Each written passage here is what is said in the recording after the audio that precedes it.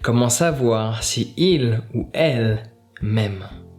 On va voir ensemble dans cette vidéo 3 signes qui prouvent que cette personne t'aime au-delà de ton physique. Première chose, quand vous avez un rapport sexuel, si cela est le cas, à la fin du rapport sexuel, que se passe-t-il? La personne ne cherche pas à développer une discussion où tu peux discuter toute la nuit dans le lit. Si cela est le cas, cela est un signe que cette personne t'aime au-delà de ton aspect extérieur, c'est-à-dire, en d'autres termes, qu'elle t'aime simplement, elle aime qui tu es. Parce que à la fin du rapport sexuel, elle n'a qu'une envie, c'est de continuer à te parler, d'échanger avec toi, plutôt que de prendre ses clics et ses claques et de s'en aller. Deuxième signe qui prouve que cette personne t'aime. Quand elle te voit, elle n'a pas qu'une seule et unique obsession, qui est de coucher avec toi.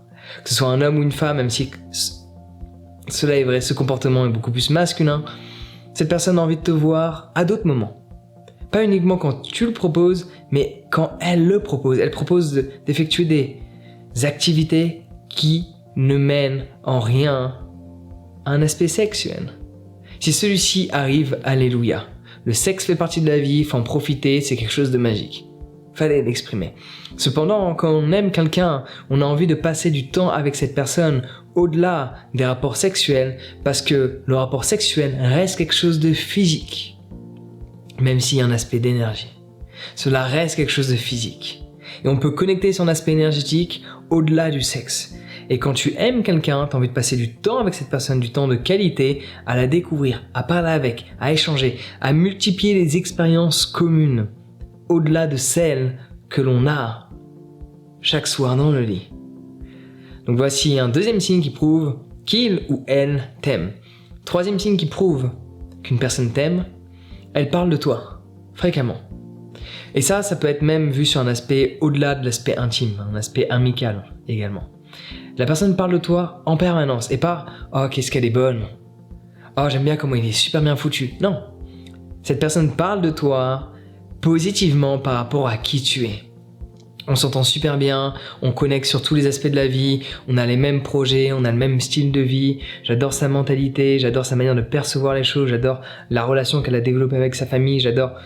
La personne parle de toi et de ce que tu as fait, de qui tu es, de ce que tu as créé, de ta manière de communiquer, d'échanger, de te comporter, de réagir, d'interpréter.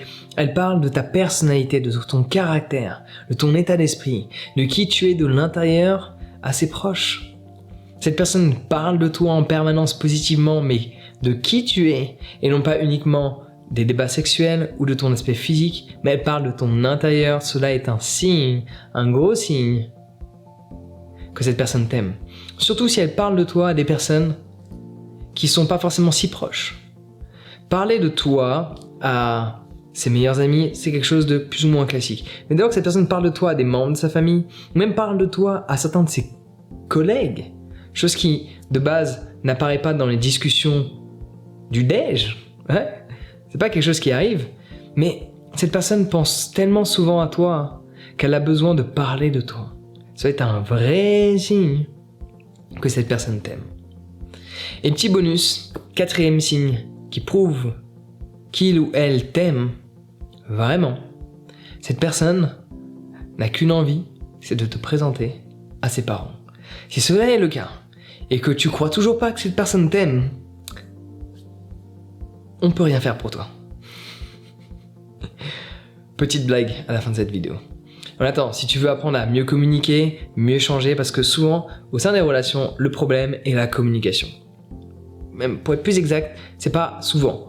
À chaque fois qu'il y a un problème, cela est un problème de communication. Et même quand il y a un problème de communication, on peut le régler par la communication.